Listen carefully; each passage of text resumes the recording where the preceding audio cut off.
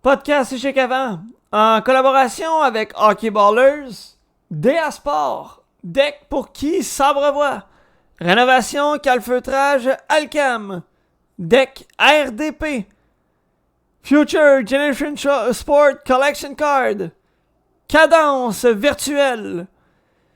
Prépare-toi, l'échec avant arrive en direct dans ton écran dans quelques instants.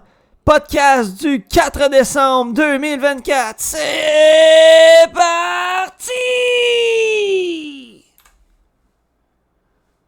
Robidoux vers Duguay. Duguay attend patiemment. Vers Robidoux, un tir! Et but! Jean-Simon! Robidoux, bidou, bidou! Et Jean-Simon Robidoux à la mise en jeu. C'est Francisquez qui s'est rué sur la balle. Attention sur le bord de Robidoux. Francisquez. Goal! Francis!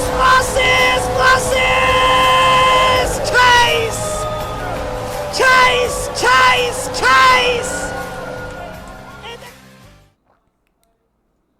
Mesdames, messieurs, bonsoir à tous et bienvenue à votre échec avant, le podcast sportif amateur, là où l'animation sportive est au rendez-vous en grand. Ce soir, épisode du 4 décembre 2024. Et oui, on a beaucoup de pain sur la planche. On a ce soir un 30 minutes 100% NFL, un 30 minutes 100% CH et un 30 minutes où on revient sur la fin de saison et les éliminatoires dans la LCF. Beaucoup de pain sur la planche. Et là, je vous mets tout de suite notre image de segment sur le terrain avec notre collaborateur, notre spécialiste football, Monsieur 16 en 16, Pierre David. Comment est-ce qu'il va? Ah, il va super bien. Je me demandais si c'était pour le mentionner. Là. 16 en 16 pour Primetime PD. En plus de mon 16 en 16, on me remet aux heures de grande écoute en ouverture de show. Je te remercie, Marco. Je suis excité. Aussi excité que notre ami Louis quand il se fait dire par une fille, bah, au pire, je pourrais te sucer à soir. Au pire, allez, écoute, je peux pas dire que de mon côté, ça a pas bien été. C'est quand même un 14 en 16, ça se prend bien. Écoute... 14 en 16, c'est excellent. Ça aurait été une semaine pratiquement record parce que je pense qu'on avait été dans un 13 en 14 à un moment donné cette année. Mais 16 en 16, record qui ne pourra pas être battu. Pourquoi? Parce qu'il y a 32 équipes, donc maximum de 16 matchs potentiels si mes mathématiques de secondaire 2 est encore frais dans ma mémoire. 16 en 16, maximum qu'on peut aller chercher. C'est la première fois de ma vie que ça l'arrive. Donc, mais quand même, habituellement, on se situe là, un 10 en 16, 11 en 16, 12 parfois. Fait qu'un 14 en 16 de ton côté, 16 en 16, la note parfaite de mon côté. Je l'ai dit, je l'aurais dit, parce qu'il faut être fier. Faut être fier, assurément, faut être fier. On a connu des semaines plus difficiles dans le passé. Et là, je te dirais que ça fait quoi? Un 2-3 prédictions de suite là, qu'on est pas pire. On en manque une, peut-être deux, au maximum 3. Mais honnêtement, là, ce n'est que de bon augure. Pierre-David, on va revenir sur la semaine 13 avec, pour commencer, là, parmi tous les matchs qu'on avait, on va y aller avec celui, là, je suis en train de regarder vite, là, ceux que tu m'as envoyés, parmi les premiers que j'ai. Ben tiens, on va y aller avec celui des Packers contre les Dolphins. On s'attendait à un gros match. Ça a pas bien débuté pour les Dolphins. Je te laisse aller avec la suite. Ben, habituellement, on sait que les Dolphins jouent à Miami, donc on était vraiment habitués là, de pratiquer sous le chaud soleil de la Floride. Ça a été une soirée extrêmement difficile pour les équipes, soit de la Floride ou de la Californie, on va en parler plus tard, mais qui sont arrivés dans des conditions hivernales à Green Bay. Ici, les Packers ont fait une bouchée des Dolphins. Moi, c'est vraiment quand ils ont annoncé qu'ils étaient pour avoir une bonne accumulation de neige là, à Green Bay. Un froid, il faisait moins 11 ressentis lors de ce match-là. Vraiment, les Packers étaient tout seuls sur le terrain. Jordan Love en a juste fait assez pour aller chercher la victoire. Au taux de pourcentage de passes complétées, pas subi d'interception. Josh Jacobs a vraiment été bon. pas seulement qu'au sol, parce qu'au sol, c'est un match quand même plutôt ordinaire de son côté, mais quand même ajouté 4 réceptions, 74 verges, très solide. Faut pas s'endormir là, sur la performance de Tua Tagovailoa. Là, c'est 365 verges par la passe, 2 passes de toucher. On a tiré de l'arrière toute la rencontre. On n'a pas été capable d'aller chercher des points. Il y a beaucoup de calories vides là-dedans. Ouais, puis c'est dommage parce que les Dolphins, depuis le retour de Tua, nous avaient quand même donné du bon football. Ouais. Mais Ah, les Dolphins. il a fallu qu'on affronte là, les Packers pour peut-être là, frapper le mur qu'on devait frapper du côté Ouais. des Dolphins. Les Dolphins, là, si on joue à Miami, ce match-là, où on joue dans d'autres conditions, c'est clair qu'ils sont là. Ils sont pas habitués. Les Niners, pour d'autres raisons aussi, ont frappé un solide mur contre les Bills. On va en parler tantôt. Mais vraiment, là, c'est vraiment, moi, je pense que les conditions climatiques qui ont vraiment fait la différence dans ce match-là. Les Texans, dans les dernières semaines, dans les derniers matchs, ont donné du football, j'ai envie de dire, là, sur une balance 50-50, du football peu convaincant, mais on parvenait quand même à aller chercher la victoire. Là, on affrontait les pauvres Jags et les Texans ont eu chaud en fin de match. Là. Oui, on a eu très, très chaud. Écoute, quand même, bonne performance, CJ Stroud, Joe Mixon, Nico Collins, qui a vraiment été bon aussi. Par contre, là, la ligne à l'attaque des Texans est absolument atroce. Aussi, c'est vraiment ça qui leur coûte. C'est ça la différence entre les Texans de cette année et les Texans de l'année passée. C'est qu'on avait une meilleure ligne à l'attaque l'année passée. On jouait beaucoup mieux devant CJ Stroud. Maintenant, Stroud est laissé complètement lui-même. Ça rentre de tout bord, de tout côté, dans le champ arrière. C'est vraiment plus difficile. Somme toute, on est une bonne équipe quand même. On gagne nos matchs de manière plus régulière. Là. On va faire les éliminatoires chez les Texans de Houston. Je suis pas certain qu'on va faire un petit bout en série, par contre. Mais est-ce que je voulais parler surtout dans ce match-là, la grosse commotion cérébrale là, de Trevor Lawrence, c'était vraiment pas beau à voir. Al Shire a été suspendu 3 matchs là, pour ce geste-là. C'est vraiment une lourde perte là, chez les Jaguars. Déjà qu'on avait une saison misérable. On va devoir se fier sur Mac Jones, qui a quand même été pas si mal, par contre, dans cette rencontre-là. Mais on connaît Mac Jones, l'ancien des Patriots. On va nulle part chez les Jags. Puis je pense qu'il va y avoir des gros changements dans cette organisation-là, là, autant dans la haute direction que dans le staff sur le terrain. Est-ce que pour toi, la suspension de 3 matchs donnés aux joueurs des Texans est suffisante ou tu te serais attendu à une suspension plus sévère? Al Shire, c'est un récidiviste pour commencer. Mais dans la NFL, 3 matchs, c'est quand même beaucoup parce que c'est 3 matchs sans salaire établis sur une saison de 17 matchs. Donc, c'est sûr que si on regarde le pourcentage de matchs ratés dans la saison, c'est quand même énorme comme suspension. Mais si on regarde juste au niveau des matchs, Trevor Lawrence va manquer minimum 3 matchs. On se dit comme c'est égal d'un bord ou de l'autre, mais quand même une blessure à la tête comme ça, des commotions, maintenant qu'on est rendu sensibilisé depuis plusieurs années. euh, le 3 matchs fait beaucoup de suspension fait beaucoup moins mal qu'une grosse commotion comme ça. Non, effectivement, les Chargers affrontaient tes Falcons et les Chargers l'ont emporté 17-13. C'est terminé, j'ai saisi les Falcons maintenant. Écoute, les Chargers qui ont la meilleure défensive par la passe de la ligue au complet. Là encore prouvé pourquoi ils sont premiers. 4 interceptions sur Kirk Cousins dans ce match-là. C'est vraiment la défensive des Chargers qui a fait la différence. Parce que offensivement, on a été coup-ci, coup-ça dans cette rencontre-là. Mais grosse victoire sur la route des Chargers. Et Jim Harbaugh, là, à la barre de cette équipe-là, fait toute la différence. Moi, je pense que c'est ce genre de changement-là que les Bengals, on va en parler tantôt, que les Bengals ont besoin pour reconnaître du succès. C'est d'aller avec un bon entraîneur, Zach Taylor. Moi, j'ai aucune confiance en lui avec les Bengals. On va en reparler tantôt. Mais les Chargers, vraiment, le coaching staff a fait la différence et vraiment la grosse défensive maintenant. Autre rencontre là, qu'on regarde, là, c'est ça entre les Seahawks de Seattle et les Jets de New York. Et les Seahawks qui l'ont emporté 26-21 au MetLife Stadium. J'ai laissé de côté plusieurs matchs pour vous parler de celle-là parce que c'est une déconfiture totale chez les Jets. On est à domicile. On prend les devants considérablement dans cette rencontre-là. Finalement, Aaron Rodgers, ça ne fonctionne pas. Lui, il a coûté des jobs partout dans cette équipe-là. Là. Il a coûté des jobs dans la haute direction, coûté la job de son entraîneur-chef en début de saison. Vraiment là, une saison catastrophique pour Aaron Rodgers. C'est pour ça que je vais vous en parler. Pour moi, ça doit être la retraite à la fin de la saison. C'est clairement la saison de trop. C'est un effondrement total des Jets, non seulement pour la saison, parce qu'on avait bien commencé l'année, mais en plus, ce match-là est vraiment représentatif de leur saison au complet. On commence bien la rencontre. Pareil comme la saison, on a commencé avec 2 victoires, aucune défaite, et ça a été une déconfiture, autant défensive qu'en attaque par la suite. Non, effectivement, puis tu sais, on en a parlé dans les dernières semaines, puis on veut pas se répéter, mais honnêtement, là, les Jets de New York, depuis l'avenue de Aaron Rodgers, y a rien qui va. Y a rien qui va.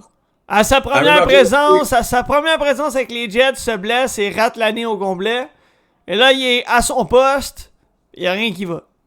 Y a rien qui va. Absolument. En plus, avec une mauvaise attitude, un mauvais leader, coûte les jobs à tout le monde. Puis on dirait qu'il se détache de tout ça, là, dans son attitude, dans sa personnalité. Il se détache là, des insuccès pour être lui la légende et l'équipe après. Quand on parle d'un festin offensif, eh bien, on parle certainement du match entre les Steelers de Pittsburgh et les Bengals de Cincinnati qui l'ont échappé 44-38 aux mains des Steelers. Quel match de football on a eu, là. Les Bengals de Cincinnati est littéralement la pire défensive de la ligue en entier, peu importe le club que tu vas me nommer. Les Bengals sont encore plus poches défensivement. C'est pour ça que j'ai pris les Steelers. On était à Cincinnati. Les Steelers avec Russell Wilson, à ma grande surprise, le Russell Wilson, 414 verges par la passe, 3 passes de toucher, a visé 10 receveurs différents, 5 porteurs de ballons différents. Vraiment, là, on a diversifié l'attaque. Va chercher au-dessus de 400 verges. Un match parfait là, pour Russell Wilson. Puis honnêtement, on avait les ressources nécessaires pour marquer ce nombre de points-là face à la pauvre défensive là, des Bengals. Puis honnêtement, là, Joe Burrow, Ja'Marr Chase sont complètement seuls dans cette équipe-là. L'attaque en entier est vraiment bonne chez les Bengals, là, mais le reste de l'équipe, c'est atroce, atroce, atroce. Ça prend des changements dans le coaching staff. Ça prend une défensive complètement neuve l'année prochaine. Vikings-Cardinals, un match qui a été serré du début à la fin, si je peux dire ainsi, malgré là, que les Cardinals, à un certain moment, avaient une légère avance. Mais les Vikings n'ont pas dit leur dernier mot et l'ont emporté à l'arraché 23-22. Pas le temps filer, puis il faut vraiment passer d'autres matchs. Là. Fait que je m'attendrai pas aussi longtemps sur cette rencontre-là, mais les Vikings ont prouvé ce genre de match-là là, continuellement, autant contre des mauvaises équipes que contre des bonnes équipes, contre les Cardinals. On réussit à gagner des matchs à la toute fin par un point. Que ce soit une équipe de dernière position, une équipe de première place, on gagne nos matchs. C'est ça qui est important. On va chercher le point supplémentaire. Chez les Cardinals, ça ressemble pas mal à v'là 2 ans. Gros start de saison. Puis là, on se rend compte après 12 matchs. On est 6 victoires, 6 défaites. J'ai hâte de voir la suite. Non, assurément. Puis, écoute, les Vikings sont sur une belle lancée. Fiche de 10-2. Ont eu des matchs peu convaincants, mais l'ont quand même été en mesure de remporter leur match. Et là, présentement, on est à une victoire des 11 victoires, à égalité avec les Lions. Mais les Lions ont une défaite de moins quand même là dans la NFC Nord. C'est tout de même une excellente saison pour les Vikings qui, si je me souviens bien, tu avais dit, avaient une fin de calendrier plus facile de mémoire. Ouais, ben, ils ont eu un calendrier très facile aussi depuis le début de la saison. Mais par contre, moi, j'avais aucune confiance avec eux au camp d'entraînement quand ils nous ont arrivé avec toutes les blessures qu'il y avait eu. On va faire confiance à Sam Darnold. Honnêtement, j'avais pas confiance, mais je suis vraiment content pour ce gars-là qui a relevé le défi à 2 mains, se sont assurés d'une place en séries éliminatoires. Les Buccaneers ont un show face aux Panthers de la Caroline, l'emportant en prolongation par 3 points. Heureusement, là, j'ai envie de dire, une victoire qui va faire du bien aux Buccaneers là, dans la course pour les éliminatoires. Ouais, j'aurais aimé me tromper sur celle-là. Je sais que tes Bucks, t'es aimes beaucoup. Mais bon match là, pour Bucky Irvin chez les Bucks, le porteur de ballon, 25 courses, 152 verges au sol quand même, c'est non négligeable. Mais je voulais parler surtout aussi là-dessus des Panthers de la Caroline. Bryce Young, quel bon match, 298 verges, pas été victime là, d'interception. Je commence à y croire, Bryce Young. Ça fait 3-4 matchs là, qu'il joue vraiment très bien. Honnêtement, le retrouve Adam Thielen en plus comme son receveur de passe numéro 1. Ils vont perdre encore d'ici la fin de la saison, mais quand même, je suis content pour Bryce Young depuis qu'il est revenu comme carrière partant. J'aurais aimé me tromper sur celle-là. En fait, j'aurais aimé avoir cette prédiction, mais je me suis trompé plutôt. Les Eagles qui l'ont emporté contre les Ravens 24-19 à Baltimore. Ben, ceux qui me connaissent savent que, surtout à Baltimore, savent que j'adore la ville de Baltimore. Je suis allé là une dizaine de fois. J'adore les Ravens. J'adore en plus l'arrivée de Derrick Henry. Mais dans ma tête, les Ravens sont habitués de perdre ce genre de match-là contre une équipe qui ont une bonne défensive. Parce que moi, je pense que les Ravens, leur défensive, a fait vraiment du bon travail contre les Eagles dans ce match-là. Mais habituellement, ils se font traverser à chaque match. Puis là, ça prend des miracles de Lamar Jackson et Derrick Henry pour sortir victorieux des rencontres. Pour moi, c'est un match que les Eagles ont vraiment été supérieurs. Et la différence chez les Eagles, on a un Saquon Barkley cette année en santé, 23 courses, 107 verges. Un autre match de plus de 100 verges a éclipsé littéralement Derrick Henry dans cette rencontre-là. L'avant-dernier Puis, match, pour oui. passer sur le plan, j'allais oublier Justin Tucker. Il a laissé 7 points sur le Ah, tableau. ben oui, ben oui. Ouais, fait que, Il est sur une le disette batteur- difficile, Justin Tucker. Là, on était habitué dans le passé à un excellent batteur et là, il y a des difficultés cette saison. Là. c'est un Hall of Famer, là. C'est un top 1 dans la ligue. Avant cette saison, il est rendu dans les dernières places des batteurs de la ligue. Une équipe qui continue de nous surprendre depuis le début de la saison, c'est les Bills de Buffalo qui imposent leur loi encore une fois, la Bills Mafia, 35-10 à Buffalo. Avec une neige, là, ma foi, impressionnante. Encore une fois à Buffalo. Brock Purdy et les 49ers, là, qui n'ont pas eu de réponse face à Josh Allen et les Bills. Pour moi, les 49ers sont arrivés là pour se faire défoncer quand ils ont vu la neige et le temps froid, un peu comme les Dolphins quand ils sont arrivés à Green Bay, qu'on en a parlé tantôt. Les Bills étaient complètement seuls sur le terrain. Brock Purdy, 11 en 18, 94 verges au total. On a perdu dans cette rencontre-là Christian McCaffrey, Jordan Mason, les deux porteurs de ballon, finis pour la saison. C'est catastrophique. Adieu les séries pour moi chez les 49ers. Et j'ai de la difficulté à me comprendre pourquoi Debo Samuel joue pas plus. Quand McCaffrey s'est blessé, on n'a pas mis Debo Samuel comme porteur de ballon. Il a donné 3-4 portées dans ce match-là.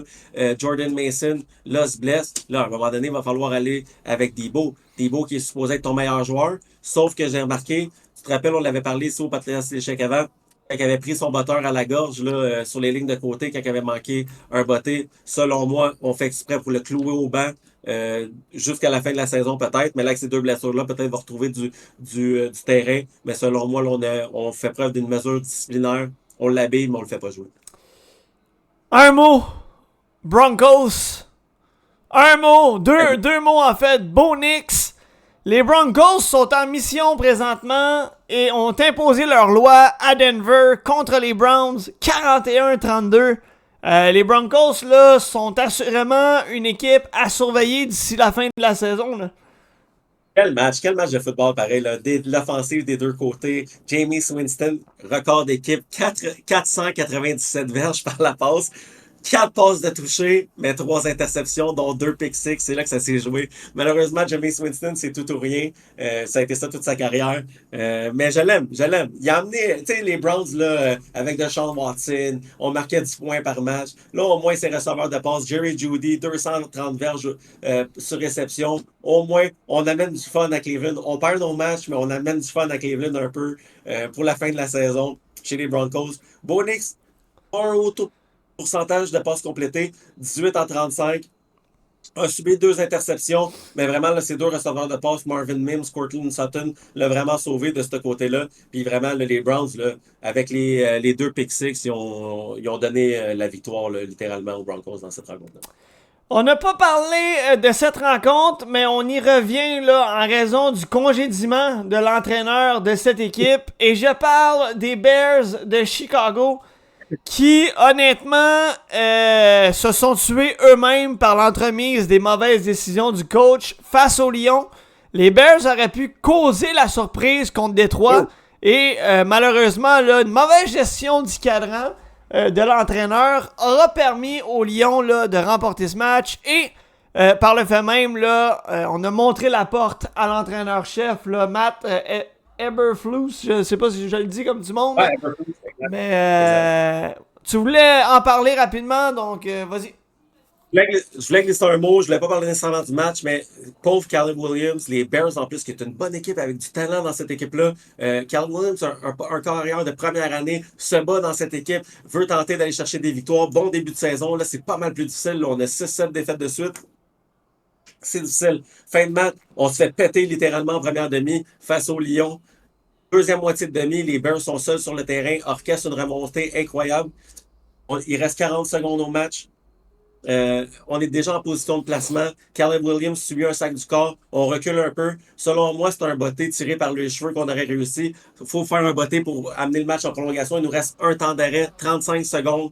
Matt Eberflus, les deux mains dans les poches, donne pas les jeux à Caleb Williams. On voit Caleb Williams à la reprise. Regardez à gauche, à droite. Ça me prend un jeu, ça me prend un jeu. Call un temps d'arrêt, quelque chose. Matt Eberflus aurait dû prendre le temps d'arrêt. Après un sac du corps, dans la dernière minute, on prend toujours un temps d'arrêt pour, après ça, se replacer, prendre le temps qu'il faut, prendre un 30 secondes, penser à notre prochain jeu, viser les lignes de côté pour aider notre botteur. Après ça, on essaye notre botté, amener le match en prolongation. Lui, les deux mains dans les poches, fait absolument rien. Finalement, Caleb Williams, en détresse, tente une longue passe qui était tout à fait inutile, mais il n'y avait pas le choix.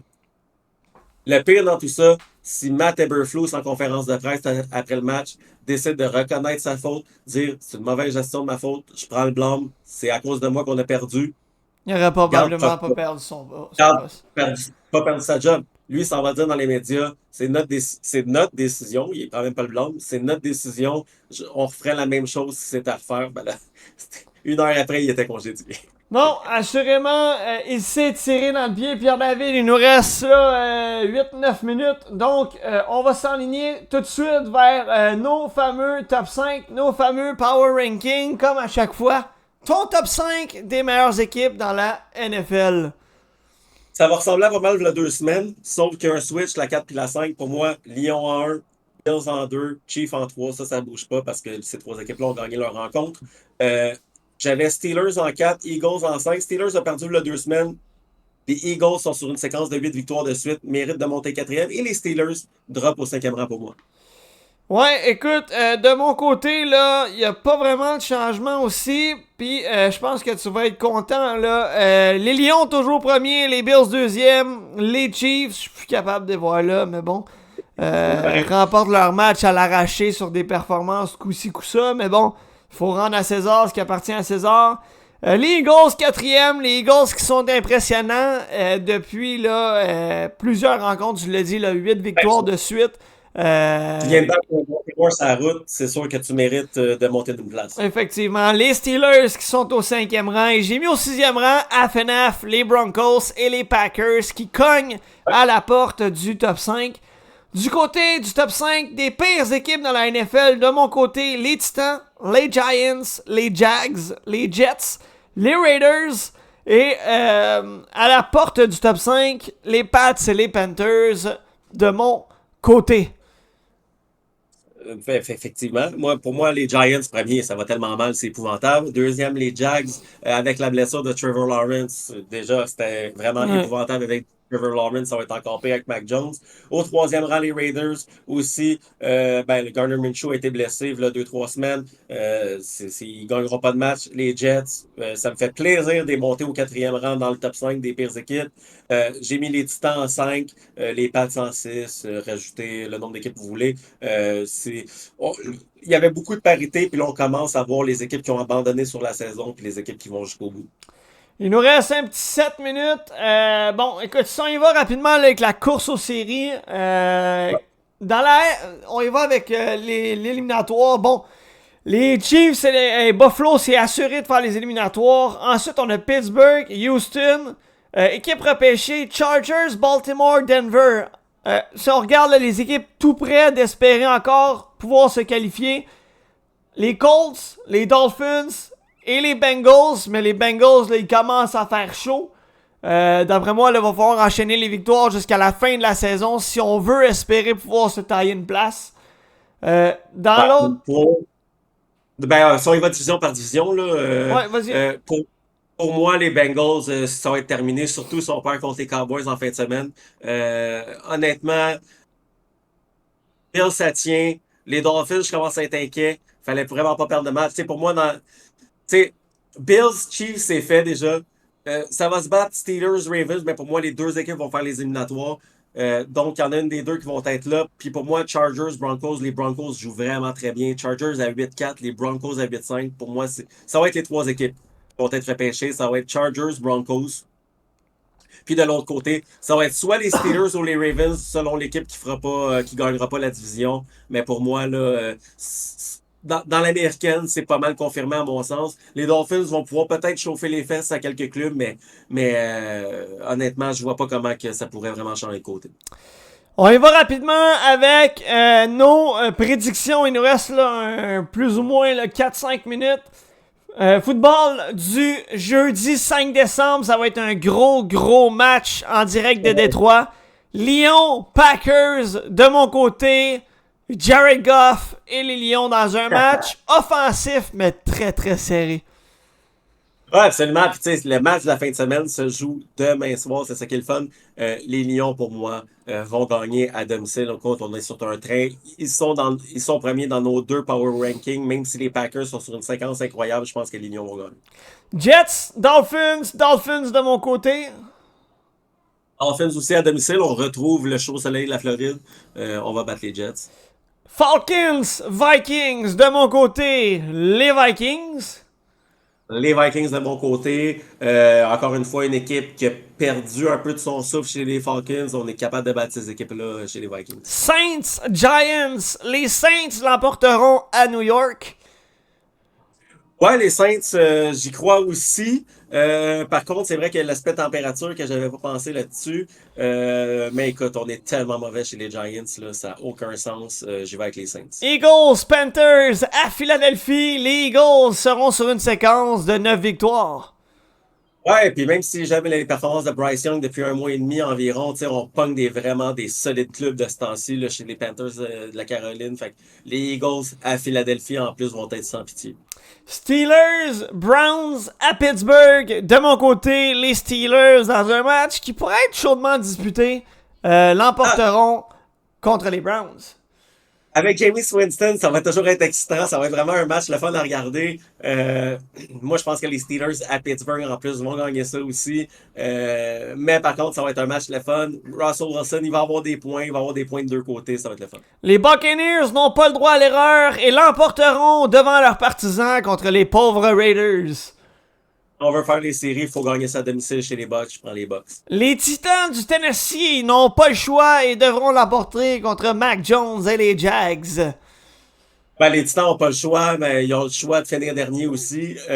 Mais ça, je vais les prendre à domicile, même si c'est 2 mauvaises équipes. Ça pourrait virer d'un bord comme de l'autre. Ouais, absolument. C'est un 50-50 dans les poches équipes. San Francisco, Bears. Non, j'en ai oublié un avant. Arizona, Seattle, en Arizona. Kyler Murray et les Cards l'emporteront. Ah, tu vois, c'est la première qu'on n'est pas d'accord. Je vais prendre les Seahawks. Les Cards ont joué un match, mais ont laissé filer l'avance en fin de match. Tandis que les Seahawks nous habituent là, à faire justement ce genre de remontée-là, être capable de revenir dans un match, closer les games fortes. C'est pas ce que les Cards nous montrent cette année. Je prends les Seahawks. Bears, Niners à San Francisco. Les Bears causeront la surprise. Avec un nouvel entraîneur-chef, honnêtement, j'aimerais ça. Par contre, j'y vais avec les 49ers de San Francisco. Pourquoi? Parce que là, à un moment donné, c'est le temps de faire jouer Deebo Samuel. Là, c'est à lui là, de prendre les choses en main puis de gagner ce match-là à domicile. C'est un match accessible, mais il faut commencer à jouer. Bills, Rams, Bills de mon côté. Bills aussi de mon côté. Chiefs, Chargers. Les Chargers causeront la surprise. Je savais que tu t'en allais là. On met les Chiefs. Je sais pas, t'as pas mis les Chargers dans le top 5, puis les Chiefs jouent à Kansas City. Si on jouait là, à Los Angeles, j'aurais fait comme ça m'aurait tenté aussi. Les Chargers, les Chiefs ont failli l'échapper contre les Raiders. Les Chargers sont meilleurs que les Raiders selon moi. Il y a un mot-clé que t'as dit dans tout ça, c'est failli. Donc, les Chiefs. Mais ça fait une couple de matchs qu'on joue sur les talons. Là.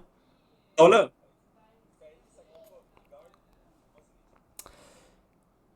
Cincinnati, Dallas, football du lundi soir. Les Bengals n'ont pas le choix et l'emporteront contre les Cowboys.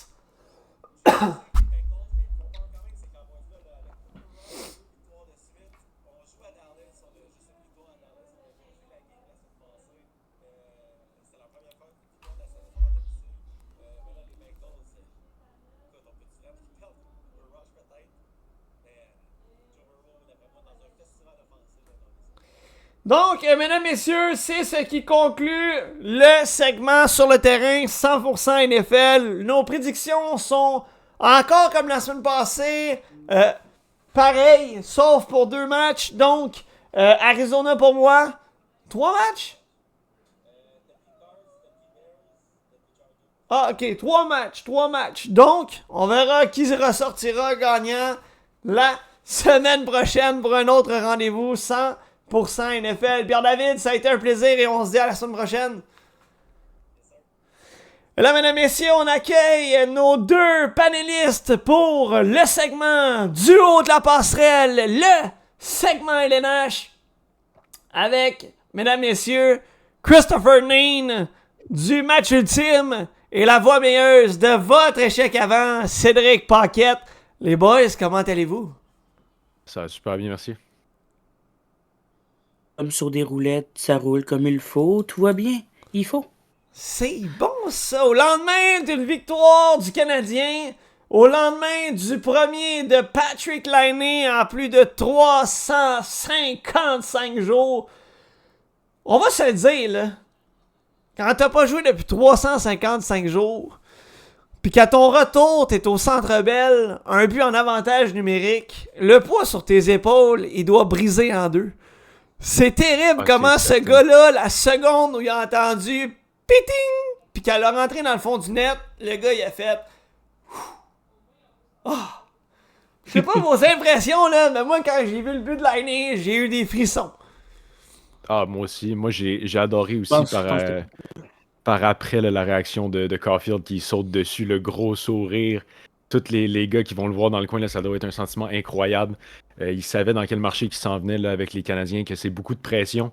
Mais quand tu comptes des buts, t'es le héros à chaque soir. Là, à chaque fois qu'il va compter un but, ça va être comme ça. J'ai hâte de le voir. Là, il disait que c'est la chose la plus incroyable qu'il a entendue de sa vie. J'ai hâte de le voir là, un samedi soir, salle comble, le Centre Bell contre une équipe comme Toronto, Ottawa, Boston, là, quand il va compter un but. Comment il va sentir ça. Là. Les boys, ce soir, on a du pain sur la planche. On perdra pas de temps parce qu'on a plusieurs sujets à discuter. On n'a pas fait beaucoup de segments LNH depuis le début de la saison du Canadien, mais quand on en fait, on a plusieurs points à amener, plusieurs points à discuter. Puis j'aime mieux y aller comme ça que de venir à chaque semaine. Là, dans les prochaines semaines, on va revenir sur une fréquence plus rapprochée. Mais là, comme on a été là un bon mois sans être là, c'était avec vous deux la dernière fois, si je me trompe pas, où on avait Simon avec Cédric. Mais dans tous les cas, ça fait un petit bout déjà. Donc, premier sujet de ce soir, les gars, on revient sur le début de saison du Canadien, tout simplement. Le Canadien, 9-13-3, 21 points, 8e dans l'Atlantique. Et 20e au classement pour les buts marqués à 2.8 buts par match. Buts accordés à 3.7, on est 30e dans la ligue. En avantage numérique, ça va quand même pas si mal, à 21.5% d'efficacité, bon, au 15e rang. Et en désavantage numérique, ça va toujours bien, à 82.6%, bon pour le 5e rang. Jusqu'à présent, Nick Suzuki est le meilleur pointeur du Canadien avec 26 points, 10 buts, 16 passes, différentiel neutre de 0. Si on regarde au niveau des gardiens, ça on va y revenir. Samuel Montembeault toujours au-dessus d'une efficacité de 900. Une moyenne tout juste en bas de 3. Mais on pourrait l'arrondir à 3 puisqu'il est à 2,99. On va y revenir sur la situation des gardiens. Le Canadien présentement, si on regarde le classement dans la Ligue nationale, pour une équipe qu'on se disait vouloir être dans le mix, c'est un début de saison très difficile. On est au 30e rang. À 3 points de la dernière position, normalement, c'est pas ça qu'on voudrait regarder. C'est quoi votre impression jusqu'à maintenant? On va y aller avec Christopher sur le début de saison du Canadien. C'est sûr que tu vas me dire c'est décevant. Mais alentour de ça, qu'est-ce qui, selon toi, cause les déboires du Canadien depuis le début de la saison? La chimie d'équipe, l'entraide, on voit Nick Suzuki, meilleur pointeur de l'équipe déjà en partant. On s'entendait au début de la saison, là, il y en a certains qui disaient Ah, Nick Suzuki aura une mauvaise saison, une mauvaise passe pendant le début de saison. Mais au contraire, tu peux voir le nombre de points qu'il y a. Mais c'est vraiment le jeu d'équipe, selon moi, du Canadien de Montréal qui cause peut-être, j'ai dit peut-être, ces descentes-là. On peut voir 9 victoires, 13 défaites. Dernière victoire hier contre les Islanders. Sinon, le jeu robuste aussi. Je sais pas si vous autres aussi, vous êtes comme moi, là. Le Canadien, selon moi, ils sont pas assez solides. Leur jeu robuste, oui, ils vont chercher le jeu robuste. Mais est-ce qu'ils vont à 100%? Cédric? Ben, moi, je pense qu'un des plus gros problèmes, c'est même pas tant l'équipe en tant que telle. Pour moi, personnellement, je pense qu'on a mis trop d'attentes, trop de pression sur le Canadien trop rapidement. Je pense que ça, c'est un peu la faute, là, niveau gestion. Là, au tournoi de golf du Canadien, on entendait on veut être dans le mix, on veut être dans le mix. Je pense qu'on a dit ça un peu trop tôt.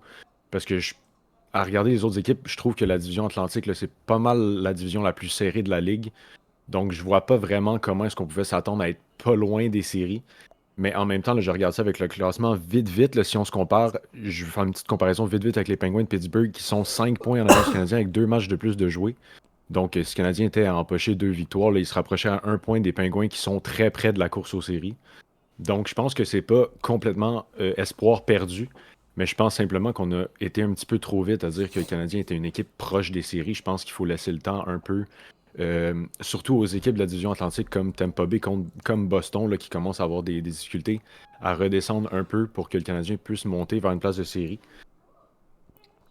Ce qui est important, puis ce qui a été bien parmi ce que vous avez mentionné, c'est qu'à défaut que le Canadien a eu un début de saison désastreux, des matchs où on a eu 13 lancés, 17 lancés, moins de 20 lancés, des décisions de Martin Saint-Louis qui laissent à discuter, puis on va y revenir. Le Canadien de Montréal, présentement, si on regarde au niveau du classement éliminatoire, est à seulement 6 points, des Flyers de Philadelphie et des Rangers de New York, qui sont la première et la deuxième équipe repêchées. Donc, du côté de l'Est. Donc, il n'y a rien de terminé encore, là. Si le Canadien, demain matin, part sur une séquence de 3 victoires de suite, on se retrouve à égalité avec ces deux équipes-là. Bon, bien sûr, entre-temps, ils peuvent remporter des matchs, mais tout de même, c'est de donner une idée aux gens que la saison du Canadien, même si on est le 4 décembre, elle n'est pas terminée, la saison, là. On peut encore être dans le mix sans nécessairement atteindre le but des séries. Là, avec un Patrick Laine qui revient. Avec un Kirby Dach qui doit reprendre confiance. On pourrait espérer là, que ça débloque. Si on regarde au niveau de la division où le Canadien est dans l'Atlantique, on est à seulement 8 points des Bruins de Boston. C'est sûr que si on regarde les Bruins qui ont changé d'entraîneur, qui ont recommencé à gagner, même si c'est encore difficile, on peut se dire que ça va être difficile de rentrer en série par notre division à nous. Mais de regarder les équipes repêchées, c'est de se consoler. Parce que tu as parlé des Pingouins qui connaissent des déboires. On a parlé du Lightning qui connaît des difficultés. Quand on voit Columbus, qui est à 25 points, on peut clairement aller les chercher. Autre sujet, les gars, sur lequel je veux qu'on aborde ce soir, parmi tous ceux qu'on a, c'est le début de saison de Kirby Dach. J'ai été en début de saison le premier à dire laissez-le tranquille, le gars n'a pas joué depuis plus d'1 an. Avant ça, il a joué une demi-saison. Ça n'a pas été facile pour lui dans les 2 dernières années. Mais là, quand tu t'appelles Kirby Dach, pis que tu mets pas l'épaule à la roue, que quand t'es dans la petite roulette, tu cours pas, pis que t'as la tête entre les 2 jambes pour rester poli, pis que t'as pas le goût d'être sur la glace, ben on peut pas défendre un gars comme Kirby Dach. Ce gars-là a le pire différentiel de la Ligue nationale de hockey à moins 21 en 25 matchs. Il totalise en 25 matchs 1 but, 7 passes et 8 points. Hier, somme toute, ça a été un bon match. Avec Slafkovsky et Patrick Laine. Qu'est-ce qui explique, selon vous, que Kirby Dach, au moment où on se parle, n'a pas eu d'éclat encore? Ben moi, je pense que c'est parti du début de la saison. On a dit qu'il fallait y laisser le temps. Puis le temps que ça a pris, moi, je pense que ça a tué sa confiance. Je pense que présentement, c'est un gars qui joue avec zéro confiance. Puis quand t'as pas confiance en toi, puis quand t'es pas capable de rien faire, quand t'as la rondelle sur ton bâton, ben t'as pas nécessairement envie d'être sur la glace. Je pense que ça commence à apparaître. On dirait qu'il a pas envie de jouer. Je pense pas que c'est pas envie de jouer. Je pense qu'il est frustré. Je pense qu'il a de la difficulté à trouver ses repères encore. Je pense que s'il avait été peut-être plus chanceux avec les points en début de saison, quand on était encore dans la phase là, où on se disait ben, c'est bon, ça fait une saison qu'il n'a pas joué, avant ça il a joué une demi-saison, si les points avaient rentré un petit peu plus vite, je pense qu'on ne serait pas dans cette situation-là en ce moment, même s'il avait juste été chanceux avec des passes secondaires, avec des passes sur l'avantage numérique. Là, ce qui s'est passé, c'est qu'il n'a aucune confiance, ce gars-là, il n'a plus rien. Il n'a rien fait depuis le début de la saison qui peut lui donner confiance rendu là. Là, ça serait, je sais pas trop c'est quoi la solution. Il faut vraiment qu'il retrouve ses moyens. Je pense que de le mettre sur le deuxième trio, comme tu as dit, avec Slafkovsky et Laine, ça a montré hier qu'il était capable de jouer un match assez solide. Je pense que ça fait quelques matchs là, qui ne jouent pas nécessairement mal. Je pense que c'est vraiment juste, comme tu dis, l'éclat qui manque là, parce qu'il n'a pas encore retrouvé sa touche et sa confiance. Mais je pense que si on le laisse avec Laine et Slafkovsky, ça pourrait revenir. Christopher? Je pense que Marc-Olivier dit, là... Marc-Olivier, excuse, Cédric. Marc-Olivier, Cédric, c'est parce que j'ai deux noms, un à côté de l'autre, puis... En tout cas, je pense que Cédric a tout résumé le total, tu sais. On parle beaucoup de confiance en soi. On parle de confiance en soi du début de la saison, de tous et toutes. Puis, rappelle-moi le différentiel de Kirby Dach. Moins 21. OK, moins 21. Moins 21, ça... Vous connaissez tous l'expression « il est minuit moins une », hein? Je crois que Kirby Dach doit se réveiller enfin. Et, avec le retour de Patrick Laine et son trio Slafkovsky, peut-être qu'il pourra augmenter ses chances de pas être à moins 21. C'est... Mais, moi j'ai envie de vous demander, quand la saison de Kirby Dach a commencé, là, puis là t'as parlé de Mini moins une, puis moi je vais ramener le film de Cendrillon dans un podcast de sport. Mais est-ce que Kirby Dach a commencé dans un beau carrosse, ou pour lui son carrosse était déjà transformé en citrouille avant même que la saison commence? Parce que là, tu me dis, il commence à être Mini moins une, puis il faut que Kirby Dach se réveille. Mais là, c'est parce que le gars, il a commencé la saison sans pression, les partisans avaient pas d'attente. Puis là, on a de moins en moins d'attente sur ce gars-là. Là. Il a quand même une fiche de moins 21. Le deuxième pire de la ligue, c'est Philippe Kourachev à Chicago, qui joue sur la 4e ligne des Blackhawks. Nous autres, on parle de supposément notre centre de deuxième trio, qui est pas capable de s'alimenter lui-même, qui est pas capable d'alimenter ses joueurs, qui peu importe avec qui joue, n'est pas capable de jouer à l'aile, est pas capable de gagner une mise au jeu au centre. Moi, je vais vous poser une question.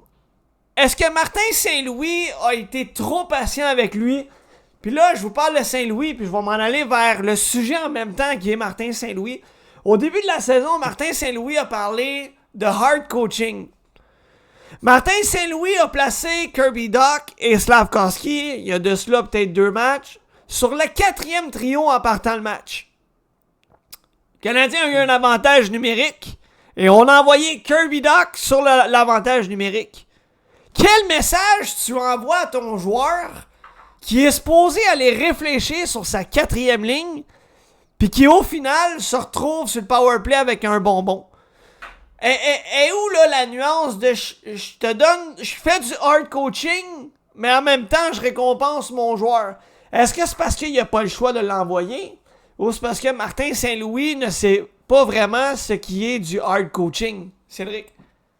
Ben, je pense pas que c'est une question de pas le choix de l'envoyer. Je pense que Martin Saint-Louis a aussi un peu la pression là, des fans de gagner des matchs. Fait qu'il pense peut-être encore que Kirby Dach sur le powerplay, c'est un plus, même s'il produit pas nécessairement. Je pense qu'avoir un joueur de sa carrure, c'est pas une mauvaise affaire à avoir sur le powerplay, même si moi, je pense personnellement que Gallagher aurait dû avoir sa place avant que Patrick Laine revienne, là, aurait dû prendre la place à Kirby Dach. Mais je suis d'accord avec toi là, que c'est un peu. C'est le seul problème que j'ai eu, moi, personnellement, parce que je n'aime pas ça parler contre Martin Saint-Louis pour l'instant. Je ne pense pas que c'est nécessairement lui le problème pour l'instant.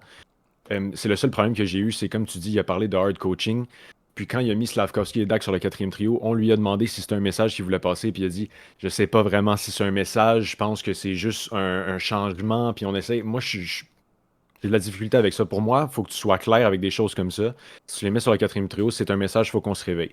Là, je vais juste passer vite fait, t'as parlé là, du différentiel. Moi, c'est une statistique que j'aime pas vraiment parce que, comme tu dis, Kirby Dach a commencé la saison, il jouait sur le 2e trio, si je me souviens bien. Puis dans le fond, ça veut dire plus de temps de jeu.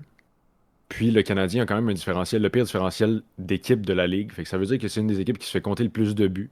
Là, t'as un gars qui avait de la difficulté à produire des points parce que ça fait quand même un an qu'il n'a pas joué. Donc, évidemment, se retrouve sur la glace assez souvent, produit pas de son côté, on se fait compter des buts. Je pense que c'est une statistique qui se rajoute puis qui se rajoute. Puis, évidemment, moins 21, là, je dis pas que c'est une bonne statistique à avoir, un moins 21, mais quand tu regardes, Colorado n'ont pas de problème nécessairement au niveau de se faire compter des buts et compter des buts. Casey Middlestad qui joue sur le 2e trio, moins 17. Carter Verhaeghe, un des meilleurs buteurs la saison dernière, moins 16. Donc je pense qu'au niveau du plus et du moins, moi c'est une statistique que j'aime moins apporter.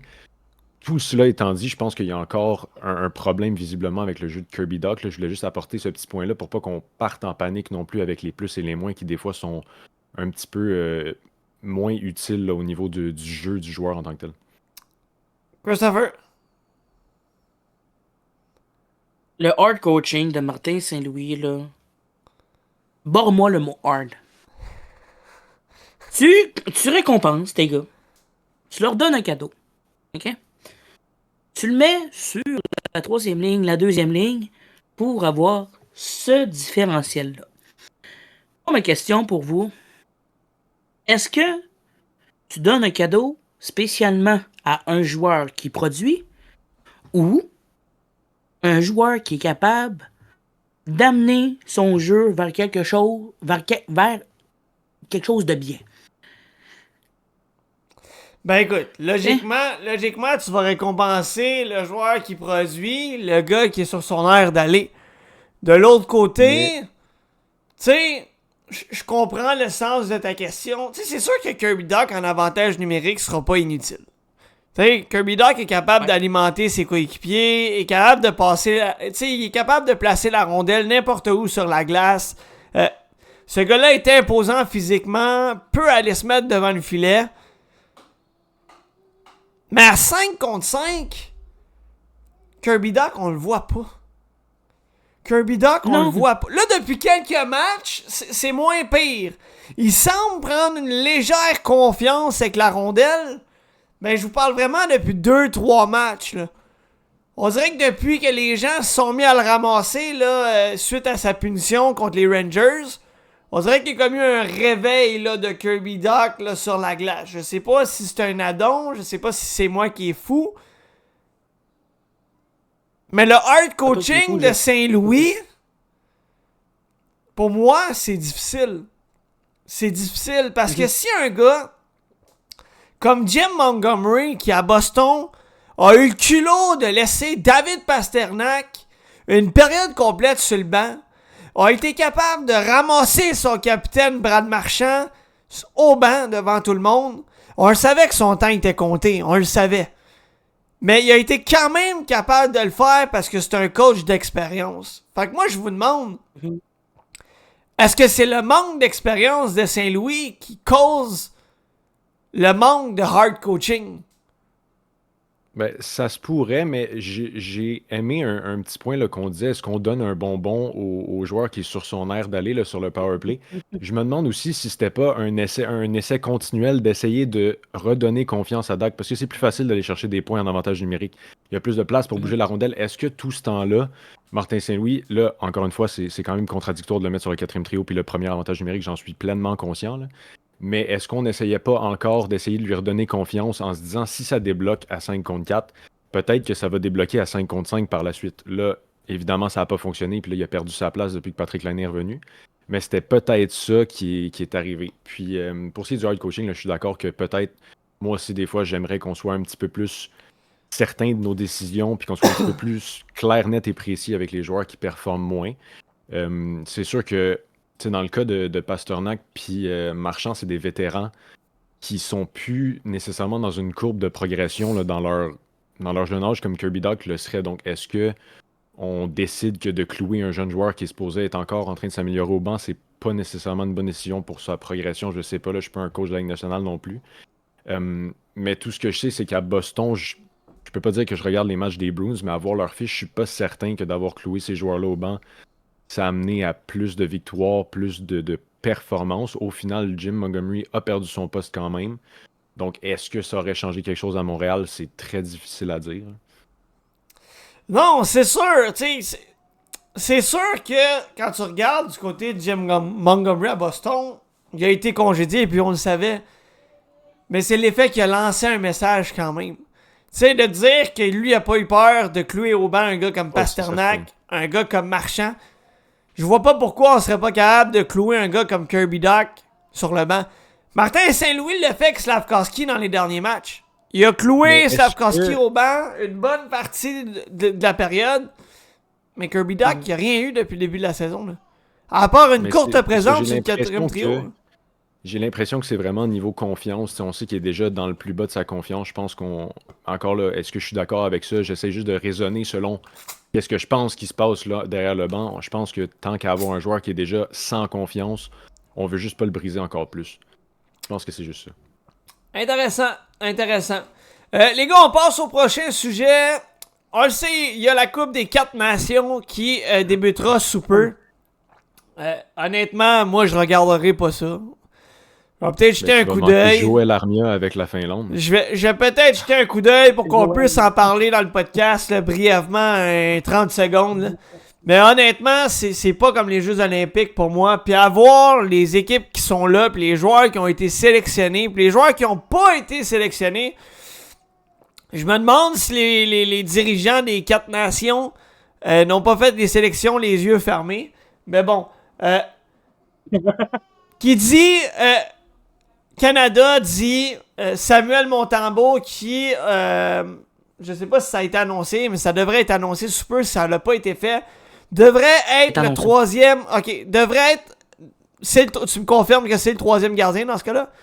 C'est confirmé. RDS, TVA Sport, ils ont sorti l'alignement, puis il est troisième gardien. Okay. Montembeault, troisième gardien. Les gars, quand on regarde du côté des 4 nations pour le Canada, Jordan Bennington, Adin Hill et Samuel Montembeault. Est-ce que Montembeault a été placé là parce qu'on n'avait pas le choix du côté du Canada ou selon vous, Montembeault a mérité son poste malgré les déboires qu'il a connus depuis le début de la saison? Tu sais, de mon côté, Montembeault a pas été mauvais. A donné des bons matchs. On sait que c'est pas un gardien numéro 1, mais il est numéro 1 à Montréal parce qu'on a personne d'autre. Mais vous pensez quoi de la nomination de Montembeault avec le Canada? Vas-y, Chris. Sujet Cédric ou... Ouais. Écoute, Samuel Montembeault, il mérite sa place avec l'équipe Canada, justement. Après tous les matchs qu'il a fait, après tout le temps, il a prouvé qu'il est capable de faire... Comment que je pourrais dire ça? Un autre step-up, en tout cas, un nouveau challenge pour, en tout cas, s'améliorer devant les meilleurs joueurs des nations, la Suède, les États-Unis, bref, devant tous ces joueurs-là, les grands joueurs. S'il est capable en saison régulière, il va être capable là s'ils font jouer. Mais moi, Montembeault a sa place. Il a prouvé du début jusqu'à maintenant qu'il est capable d'arrêter les shots, que sa saison s'affiche, selon moi, là, je dis bien sûr selon moi, est quand même assez bonne. Il travaille fort les 3 périodes.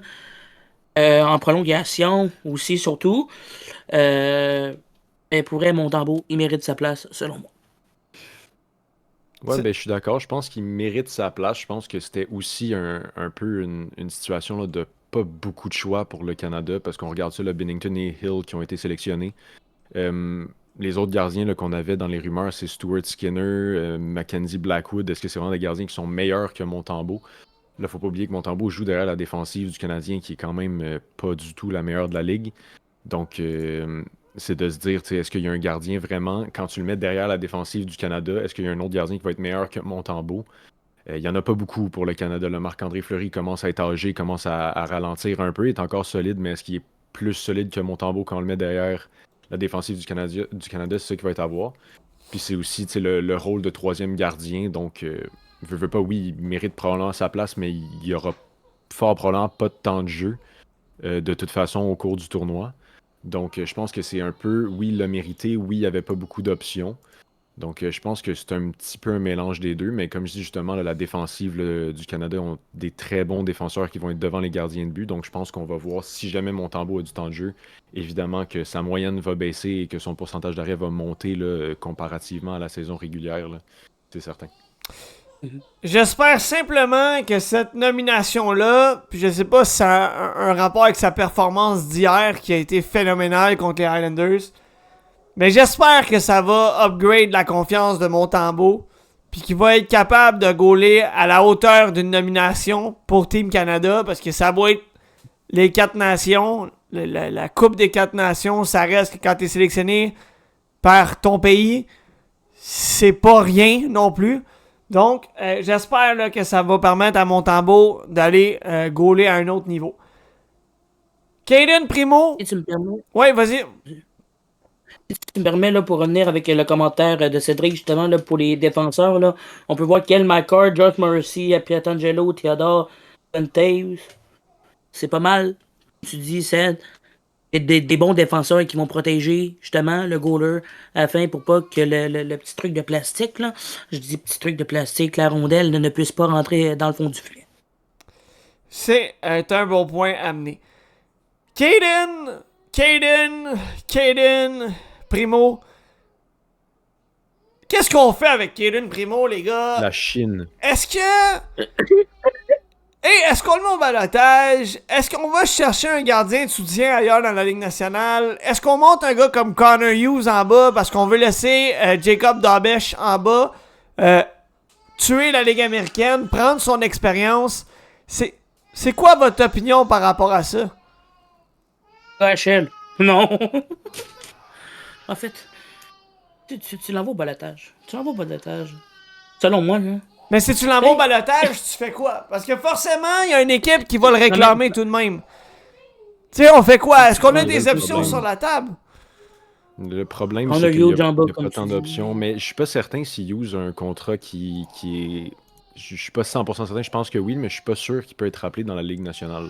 Je sais pas s'il a signé juste un contrat avec le Rocket. Je suis pas sûr à 100%. Est-ce qu'on monte Mais un gars encore comme là- Jacob Dabesh en haut, puis on fait moitié-moitié avec Montembeault? Ça aussi, pour moi, c'est un problème parce que si jamais Montembeault est réclamé au balotage et qu'on monte Dobèche, on n'a plus personne d'autre à monter si on veut redescendre Dobèche. Ou on se ramasse avec juste un gardien avec le Rocket. On veut pas dérailler la saison du Rocket. Il y a plusieurs jeunes joueurs en ce moment, comme des gars comme Owen Beck, des gars comme Philippe Méchard qui comptent sur cette saison-là, Logan Mayou qui compte sur cette saison-là pour voir de la belle progression avant d'arriver dans la Ligue nationale. Donc tu veux pas dérailler la saison du Rocket. Puis présentement, la saison du Canadien est déjà pas nécessairement déraillée, mais je pense pas que c'est les performances de Caden Primo qui vont faire que les Canadiens vont faire les séries. Donc Non, pour non, moi, non, ça c'est clair. c'est une autre saison d'attente qu'on garde Primo, on attend encore un peu. C'est une situation vraiment difficile de pas être capable de juste le renvoyer à Laval. Et si Hughes peut remonter, là, je suis pas certain. Là, j'ai dit, je suis pas sûr qu'il y ait un contrat de Ligue nationale, je le sais vraiment pas. Juste que des fois, les deuxièmes gardiens là, dans la Ligue américaine ont un contrat strictement pour la Ligue américaine. Donc, des fois, c'est des gars qui peuvent pas être rappelés, mais s'ils peuvent pas être rappelés, on se ramasse dans la pire situation possible parce que si on perd Primo, on a 3 gardiens de but pour 4 positions. Fait qu'il faut aller en réclamer un au balotage, il faut aller en signer un qui n'est pas signé en ce moment, puis ça sera clairement pas un bon gardien de but s'il n'y a pas de contrat présentement. Ou il faut aller faire un échange.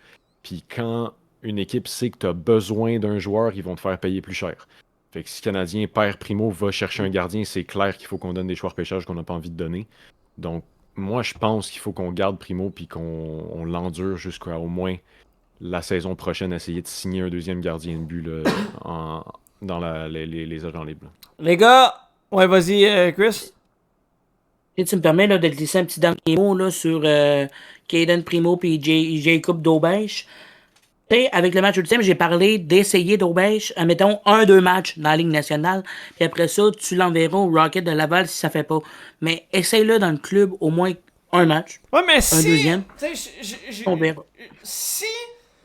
Admettons, on monte Dobèche demain. Montembeau goal le prochain match, gagne son match, on lui donne un match de repos, Dobèche goal. Dobèche gagne son match, il y a une performance, on va dire une bonne performance respectable. Tu ramènes Montembeau, il gagne. Tu sais, exemple là, que Dobèche remporte ses 3 premiers départs en 3 matchs. Tu pourras pas faire jouer Dobèche un match sur 4, un match sur 5. Donc là, est-ce que tu diminues la charge de travail de Montembeau pour en donner plus à Dobèche? Là, c'est là où tu as un autre problème qui se crée. C'est ça la question. Donc, bon, ça va être assurément à suivre. 19h30, les gars, on va vraiment y aller avec le dernier sujet avant de passer à notre segment, Cédric. Patrick Laine, on l'a dit en entrée de jeu, disputait un premier match en plus de 355 jours.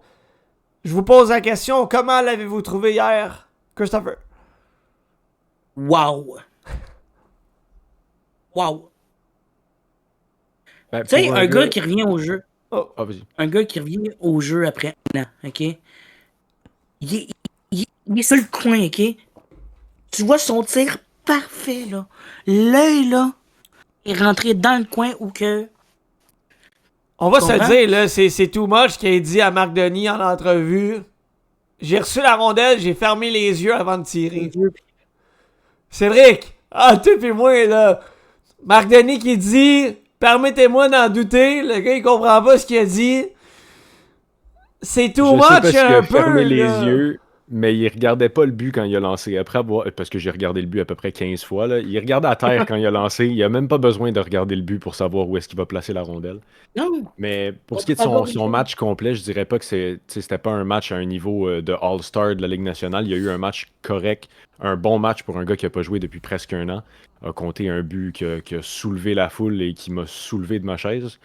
Puis vraiment un tir parfait, là, comme Christopher l'a dit. Donc ça, c'est bon à voir. Je pense que l'avantage numérique du Canadien vient de prendre un solide step. Parce que tu as des gars comme Slavkovski devant le but qui peut aller chercher des retours compter des buts. Un gars comme Suzuki capable de compter des buts. Un gars comme Caulfield est un marqueur né. Un gars comme Patrick Laine est un autre marqueur né. Et si on peut laisser Matheson en dehors du premier powerplay, s'il vous plaît. Oh, que ça puis avance, c'est garder Hudson broche. là pour toujours. Là. Je suis tanné de Matheson. Puis quand Hudson est là, ça roule. La rondelle, c'est drôle. C'est une drôle de coïncidence que quand c'est Hudson qui rentre avec la rondelle, magiquement, on rentre à chaque fois. On n'a pas de problème de passe par en arrière, puis de fake de passe, puis qu'on perd la rondelle, puis qu'on passe un gros 12 secondes en zone offensive en avantage numérique. Lane la Samba Hudson. Ce gars-là danse mieux que n'importe qui sur la glace. Meilleur pointeur des recrues avec 15 mentions d'aide. Puis je sais pas si la Ligue nationale aide sa cause, mais on dirait qu'à chaque match, la Ligue nationale corrige le pointage et ajoute une passe à Lane Hudson. Ouais. Donc, on a Benoît là, qui sur la messagerie, si je peux dire ainsi, a plus ou moins complété le mot que tu t'es retenu en disant F, 8 petits points, ing, power play.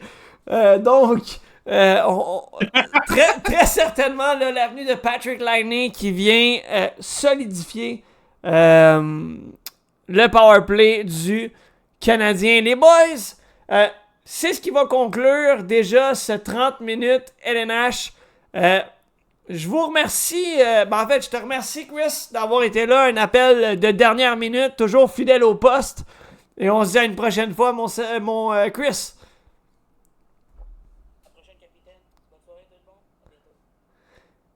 Et ne partez pas, mesdames, messieurs, parce que, eh oui, la voix mielleuse de votre échec avant demeure avec nous pour le restant du podcast jusqu'à 8h pour le dernier segment LCF, premier début de la saison. Cédric, on n'a pas été là dans les dernières semaines. Il y a eu des surprises. Il y a eu des déceptions. Les Alouettes l'ont échappé en éliminatoire. Et je veux qu'on revienne là-dessus. Les Alouettes n'ont pas eu une bonne fin de saison, premièrement. On va en parler rapidement, là. Ça a été très très difficile pour la troupe de Jason Moss en fin de saison, alors qu'on avait débuté la saison en feu. Ça a été quoi ton impression de la fin de saison qui a fini en queue de poisson en éliminatoire contre les Argos qui ont vu Chad Kelly se blesser dans la rencontre?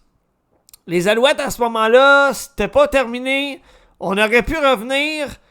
Je veux qu'on parle avant de la fin de la saison, puis ensuite on reviendra sur ce match-là. Ben on a commencé à l'échapper en fin de saison. Je sais pas si on a manqué de confiance après les premières défaites. Là, on a eu, je pense qu'on était rendu à 10-1 avant de perdre le deuxième match. On dirait que ça s'est déraillé après la deuxième défaite, là, où l'égalité, là, une des deux, là, ça fait un petit bout. C'est plus dur à se rappeler. Là, ça fait un moment qu'on n'a pas été là. Donc, on a commencé à l'échapper. Ça s'est poursuivi jusqu'en séries éliminatoires. Faut dire, comme tu as dit, on va revenir là, sur le match d'éliminatoire. C'était pas un mauvais match en tant que tel. C'est fini assez serré, mais il y a plusieurs événements là, dans le match de série qui ont fait que les Alouettes l'ont perdu. Mais comme tu dis, là, la fin de la saison était loin d'être idéale pour une équipe qui a commencé avec 10 victoires et une défaite. Là. Non, c'est sûr. Écoute, pis on peut pas dire que c'est des mauvaises décisions de l'entraîneur qui a causé ces défaites-là ou tu sais, quelque chose du genre comme on pourrait voir dans la NFL dans les dernières semaines. Mais vraiment, les Alouettes, je pense que tu as soulevé un mot important, puis c'est confiance. Je pense que les Alouettes ont tellement été sur leur aire d'aller avec un dossier de 10-1 que lorsqu'on a perdu un match, on dirait qu'on prenait 3 pas de recul, puis on n'était pas capable d'en prendre 4 vers l'avant. Donc je pense que c'est ce qui a peut-être tué les Alouettes là, vers la fin de la saison. Les Alouettes qui recevaient les Argos au stade Percival Molson pour la finale de l'Est. Ça s'est terminé par 2 petits points. Chad Kelly qui s'est blessé, s'est cassé la jambe au 3e quart. On a donc dû amener le 2e quart arrière, Nick Arbuckle, qui n'a pas mal fait.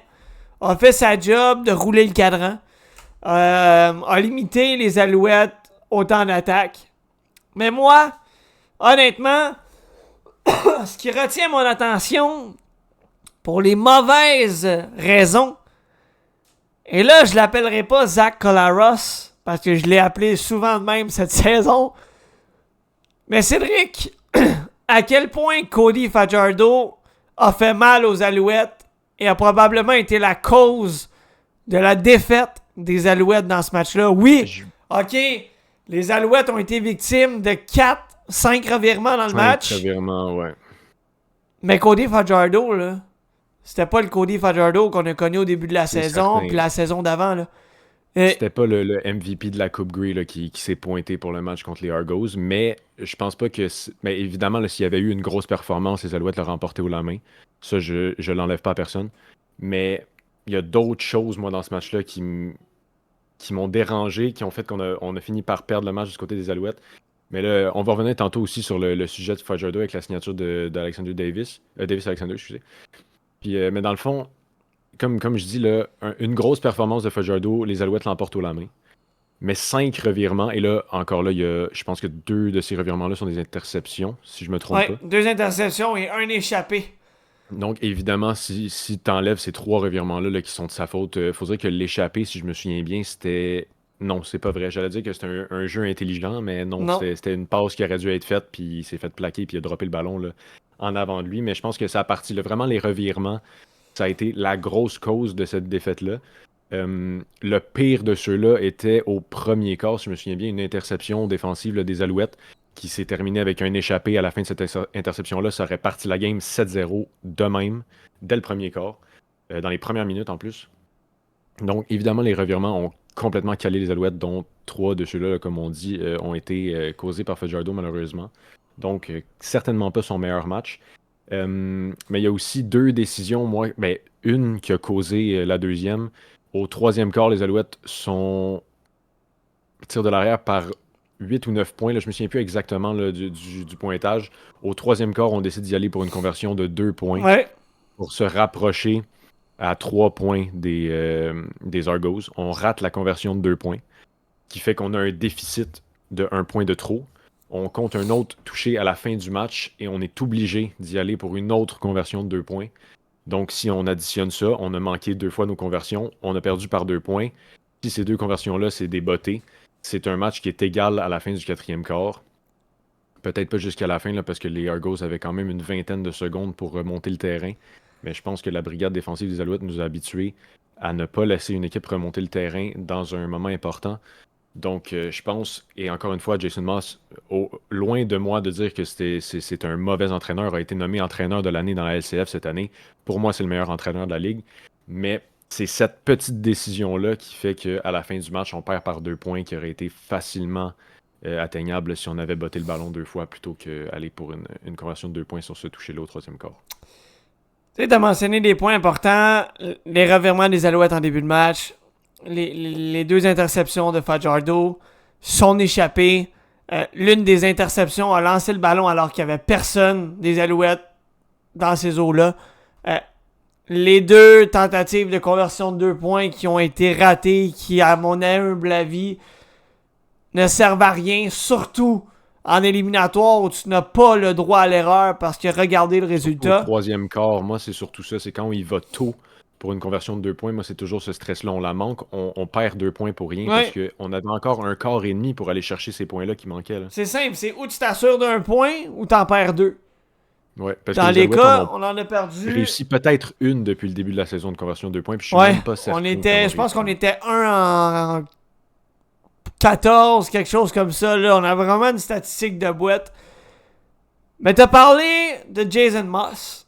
On le sait, ces décisions-là, généralement, c'est le coordonnateur offensif qui prend le guess. Mais au bout du compte, c'est le coach qui dit oui ou qui dit non. Est-ce que ces décisions-là ont causé tu sais, est-ce qu'on peut dire que ces 2 décisions qui ont littéralement là, cloué le cercueil des Alouettes dans ce match-là? Je pense que c'est ce qui a cloué le cercueil, mais c'est les revirements qui l'ont construit. S'il n'y a pas ces 5 revirements-là, jamais est-ce que les Alouettes se ramassent à perdre le match par 2 points. Fait qu'on commence par ça. Si ces revirements-là n'y arrivent pas, les Alouettes l'emportent fort probablement. Mais suite à tous ces revirements-là, on prend une chance de trop avec cette conversion-là qui se rajoute à tous ces revirements-là qui fait qu'on l'échappe au final. Si on y va pour les 2 points, comme je disais depuis tantôt, ce match-là il est égal avec 20 secondes à jouer, on peut se rendre en temps supplémentaire. Les Blue Bombers de Winnipeg, de l'autre côté, recevaient la visite des Rough Riders de la Saskatchewan et Zach Collaros n'a fait qu'une bouchée des Rough Riders. 25 en 44 pour Trevor Harris, 19 en 26 pour Collaros, 300 verges, 4 passes de toucher pour le corps arrière de Winnipeg. Brady Oliveira, c'est 20 courses, 119 verges, 1 touché. Kenny Lawler, c'est 4 réceptions, ciblé à 6 reprises, 177 verges, 3 passes de toucher. Je sais pas si tu as regardé la rencontre. Moi, je l'ai regardé plus ou moins. Et je peux te dire une chose. La Saskatchewan a manqué le bateau, pas rien qu'à peu près, là. Ben, moi, je peux dire une autre chose depuis le milieu de la saison que je disais que, avant que Saskatchewan commence à descendre un peu au classement, moi, j'avais très peu confiance en les Rough Riders. Je l'avais dit plusieurs fois. Là, pour moi, il y avait un peu une séquence frauduleuse au début de la saison qui les mettait premiers dans l'Ouest. Et le match contre les Blue Bombers a prouvé ce qu'on pensait. Que les Blue Bombers étaient vraiment meilleurs que les Rough Riders. On n'avait pas pu faire nos prédictions pour cette semaine-là, si je me souviens bien. Mais j'aurais prédit les Blue Bombers haut la main et c'est ça qui s'est produit. Ouais, assurément, j'aurais pris les Alouettes et les Blue Bombers. La Coupe Grey opposait les Blue Bombers aux Argos de Toronto. Et j'ai envie de dire, avec une énorme surprise, c'est Nick Arbuckles et les Argos qui l'ont emporté aux mains des Blue Bombers. Oui, moi je m'attendais à voir les Alouettes contre les Blue Bombers et que ça allait être serré entre les Alouettes avec Cody Fajardo contre les Blue Bombers. Et finalement, on se ramasse avec les Argos qui remportent la Coupe Grey sans leur corps arrière partant, qui est quand même un solide corps arrière. Là, Chad Kelly, c'est quand même pas un mauvais joueur, même si c'est une mauvaise personne. Mais très, très surpris de voir les... Ah, tu savais pas que c'était un... Tu savais pas? De quoi? T'as l'air surpris que c'était une mauvaise personne. J'étais pas sûr si tu le savais. Ouais, Je moi, pensais qu'il a été suspendu la moitié de la saison. Là. je ne connais pas Chad Kelly personnellement. Et je sais qu'il a été suspendu, mais je n'ai pas Ouais, connu ben en la tout cas, matière pour les gens, là, les gens qui savent pas, là, il a été suspendu la moitié de la saison pour des propos misogynes à une femme dans l'organisation des Argonauts de Toronto. Donc, il a été suspendu à l'interne, puis par la CFL, je pense, les deux. Là. Donc, c'est pas quelqu'un que j'apprécie. Donc, de voir Nick Arbuckle qui est capable d'amener son équipe à gagner la Coupe Grey, moi, ça me. Pas que j'aime Toronto du tout, mais je préfère que ce soit lui que Chad Kelly qui l'emporte au final. Mais une très grosse surprise là, causée par Toronto, c'était évidemment pas une mauvaise équipe, mais quand tu es face aux Blue Bombers en match de la Coupe Grey, eux qui, ça fait 4 fois en 5 ans qu'ils y vont quand même, sont connus pour être là, à tous les ans, sont prêts à jouer ce match-là. Ça cause la surprise. Il faut dire que les Blue Bombers viennent de perdre là, 2 matchs de Coupe Grey de suite à la surprise de tous. Étaient les favoris l'année passée contre les Alouettes et étaient les favoris cette année contre les Argos et ont perdu les deux. Les Alouettes de Montréal sont allés de plusieurs signatures. Wesley Sutton, ça a été confirmé dans les dernières heures, qui a été prolongé 2 ans, donc jusqu'en 2026, reste avec les Alouettes. On est allé avec une signature, Davis Alexander, qui, honnêtement, a connu une très belle saison là, en relève à Cody Fajardo. Et là, tu vas me voir venir, je te parle du contrat de Davis Alexander. Tout le monde se pose la question. Danny Machocha a été questionné. Jason Moss a été questionné. Est-ce qu'on doit s'attendre à voir le début de l'ère Davis Alexander dès la prochaine saison? Ou est-ce que Cody Fajardo est encore dans les plans comme corps arrière partant? Je pense que cette signature-là, pour moi, ça veut dire que Davis Alexander va être le partant l'année prochaine. Ce que j'aimerais voir, c'est Cody Fajardo revenir en tant que mentor là, pour Davis Alexander, parce que si on regarde la ligue en entier présentement, il n'y a pas beaucoup de place pour Cody Fajardo pour devenir un partant. On regarde, même avec les 2 pires équipes de la ligue, là, les Elks et les Tiger Cats, Bolivar Mitchell et McLeod Bethel Thompson, qui étaient dans les plus hauts taux de verges par la passe. Donc, il n'y a pas vraiment de place avec ces équipes-là. Calgary, qui avait beaucoup de difficultés avec Jake Maier, ont été chercher Vernon Adams par échange. Donc, il n'y a plus de place à Calgary pour un carrière partant. On regarde même les Rough Riders, qui selon moi est peut-être la destination la plus possible pour un gars comme Fajardo, pourrait dépasser Trevor Harris, mais encore là, Trevor Harris, solide quand même. Est-ce qu'on va préférer, est-ce que Fajardo va vouloir aller là? Est-ce qu'on préférerait Fajardo à Harris là-bas? C'est à voir. Toronto ont perdu Chad Kelly pour probablement la moitié de la saison prochaine aussi, mais ce gars-là va revenir à un moment donné et est-ce que rendu là, Toronto va préférer Fajardo à Chad Kelly? Est-ce qu'on préfère déjà présentement Arbuckle à Fajardo à Toronto si Fajardo était à s'amener à Toronto? Donc, on regarde ça. Là. Est-ce que j'ai oublié des équipes? Probablement que j'ai pas nommé tout le monde. Là, à Ottawa, peut-être qu'on le préfère à Drew Brown. Encore là, c'est vraiment pas certain. Donc, je pense qu'il n'y a pas une place dans la ligue qui est un poste de partant certain pour Fajardo. Donc, pour moi, la suite logique des choses, ça serait de rester à la même place.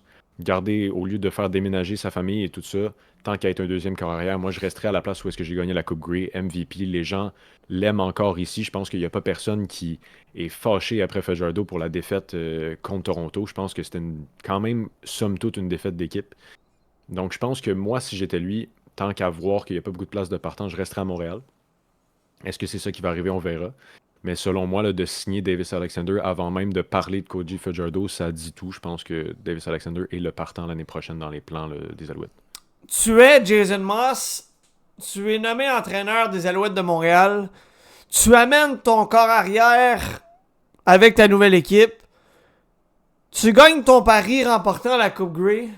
La saison qui suit, ton corps arrière connaît un bon départ. Une mauvaise fin de saison. Une blessure entre-temps. Ton deuxième corps arrière émerveille tout le monde. Connaît de grosses performances.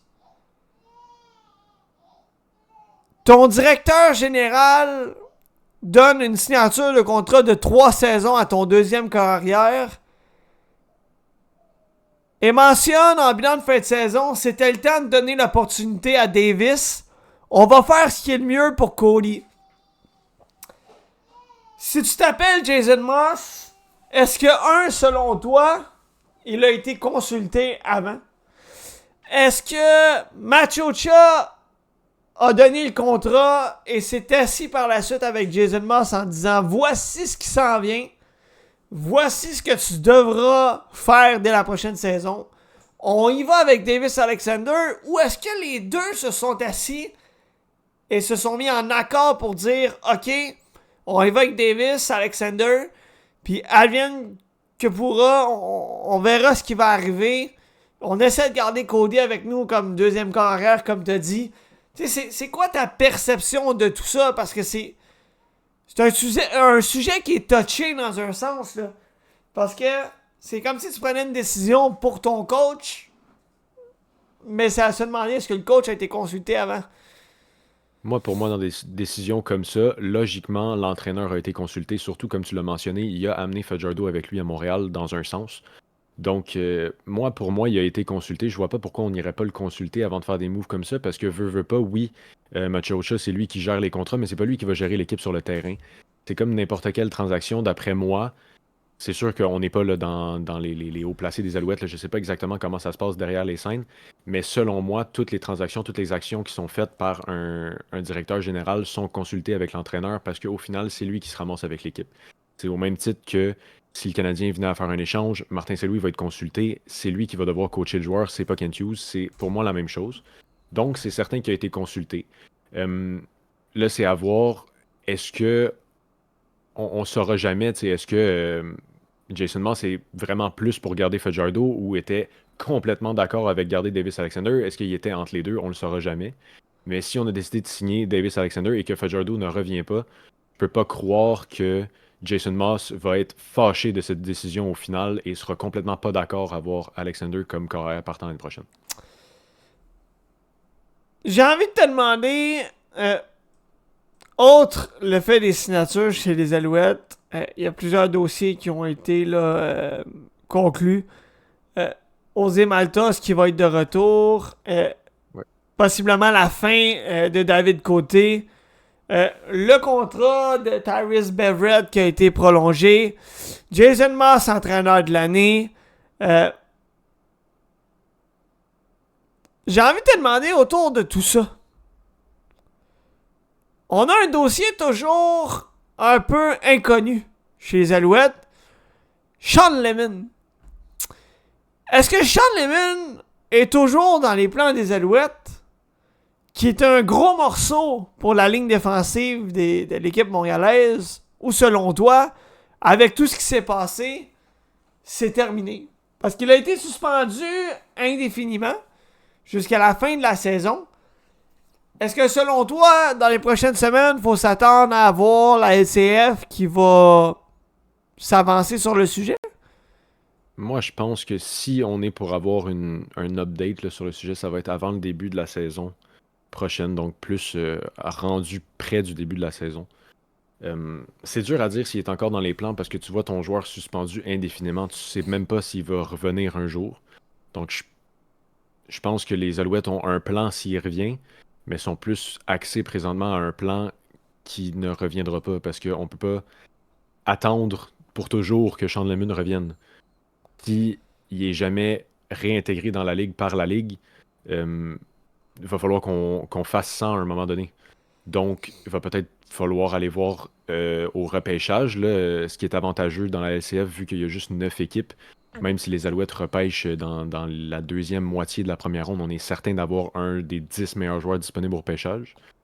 Donc, ça, c'est un plus dans la LCF pour aller chercher des joueurs comme ça. On peut repêcher avec un besoin précis, on sait qu'on va avoir des bons joueurs. Mais est-ce qu'on va passer par échange? Je pense pas que les Alouettes ont beaucoup de pièces à échanger pour aller remplir ce poste-là. Est-ce qu'on va essayer d'y aller par une signature, peut-être? On a encore des jeunes joueurs de ligne là, comme Uguak là, qui peut prendre cette place-là. A eu un petit peu de difficulté quand il est revenu avec les Alouettes là, en fin de saison, mais je pense qu'il pourrait prendre cette place-là.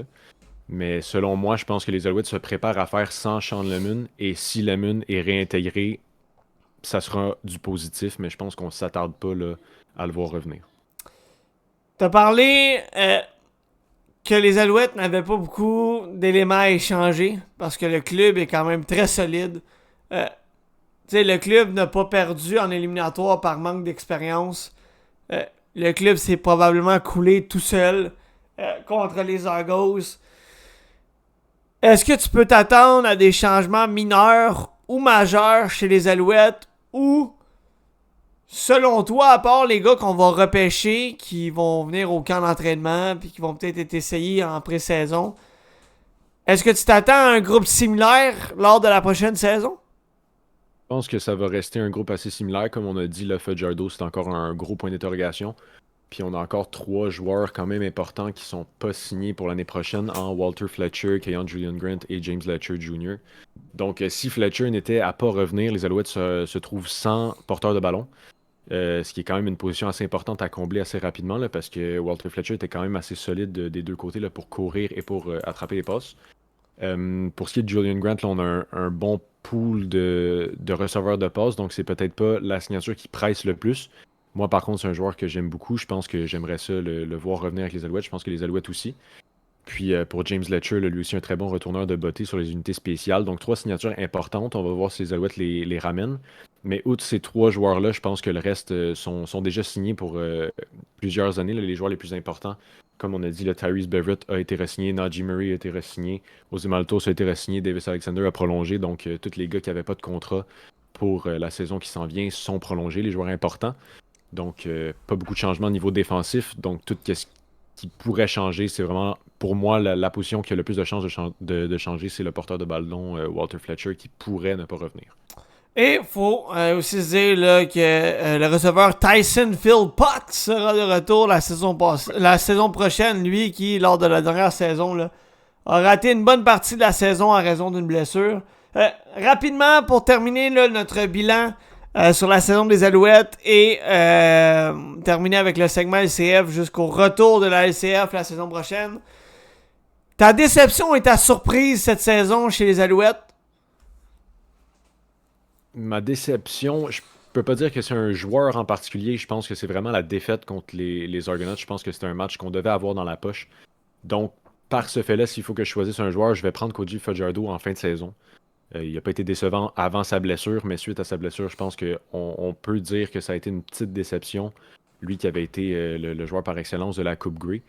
Et pour ce qui est de ma surprise, je vais y aller avec Ozzy Maltos, qui a signé là, pour 2 saisons, si je ne me trompe pas. Lui qui a volé complètement la place à David Côté, qui a été placé sur la liste des blessés pour 2 matchs, je pense, au début de la saison. Puis qu'on n'a jamais revu parce que Ozzy Maltos n'a presque pas manqué de bottés. Je pense que c'était un des meilleurs pourcentages de la ligue, si ce n'était pas le meilleur. Très, très, très peu de bottés ratés. Donc je pense que c'est ma plus grosse surprise là, pour les Alouettes, puisque tous les autres joueurs étaient quand même assez établis là, de la saison de la Coupe Grey auparavant. De mon côté, écoute, je pense qu'au niveau de la déception, comme tu as dit, c'est sans aucun doute la défaite contre les Argos. La saison des Alouettes était phénoménale. On s'est malheureusement tué en finale de l'Est contre nos rivaux, les Argos. Cody Fajardo, qui, à mon humble avis, a été celui qui a, en quelque sorte, tué les Alouettes dans ce match-là. C'est sûr qu'il y a les revirements, les décisions de Jason Moss sur les tentatives de 2 points, le ballon échappé, les interceptions, l'interception des Alouettes qui a été échappée, comme tu avais dit, là, au début du match. On peut pas se tourner sur autre chose que ça, selon moi. Ma déception, sinon, si je peux le dire ainsi, c'est la blessure de Tyson Philpott au début de la saison, qui, pour moi, on peut pas dire a fait mal aux Alouettes, parce qu'on s'en est bien sorti quand même. Mais ça reste une déception pour les Alouettes, une déception pour les partisans. Mais sinon, du côté de mes surprises, Davis Alexander a été une surprise. Rambo a été une surprise. Keyon Julian Grant a été une surprise. même si c'est les gars qu'on avait vus la saison d'avant. Mais ils se sont établis, ont pris un certain lead sur l'attaque. Marc-Antoine Dequoy a été excellent encore une fois cette saison. Je pense que la suite des choses va être de bon augure pour les Alouettes. J'ai bien hâte de voir l'entre-saison, ce que Danny Machocha va concocter. Mais assurément, là, les Alouettes vont avoir le couteau entre les dents la saison prochaine. Mesdames, messieurs, c'est ce qui met un terme à notre segment LCF, premier début. Un concept qui, je vous le rappelle, a été proposé par la voix mielleuse de votre échec avant, Cédric Paquette, au tout début de la saison de la LCF. Une idée qui m'a plu, une idée que j'ai tout de suite acceptée. Je pense que ça a été une très bonne première saison pour le segment premier début. Je pense qu'on a assuré, on a donné du bon contenu détaillé. Cédric, je te remercie d'avoir été là à chaque fois. Je te remercie d'avoir amené l'idée et d'avoir été là présent. D'avoir été bon surtout à chaque semaine. Je pense que tu as amené des points intéressants et je pense que ce n'est que le début d'une longue aventure pour le segment premier début. Yes. Ben merci d'avoir accepté l'idée. Ça part de là déjà, c'est ton projet, c'est ton podcast, puis d'avoir accepté là, que j'amène ça un peu. Je faisais pas partie de l'équipe du tout avant de t'amener cette équipe, de ce bout de podcast-là finalement, ce segment-là. Puis tu l'as accepté directement, fait que ça m'a fait une place dans l'équipe, puis ça a été une super belle saison là, à parler des Alouettes. Yes, effectivement, et ce n'est pas la fin pour Cédric qui devrait faire là, des apparitions au courant des prochaines semaines dans le segment du haut de la passerelle, le segment LNH, donc il fera des apparitions ici et là. Mesdames, messieurs, à mon nom, Marc-Olivier Paquette, celui de Cédric Paquette et de toute l'équipe du podcast Échec avant. On vous souhaite une excellente fin de soirée à tous et on se dit à la semaine prochaine pour un autre épisode de votre échec avant. Ciao!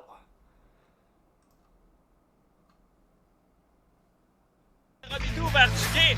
Duguay attend patiemment. Vers Robidoux, un tir! Et le but!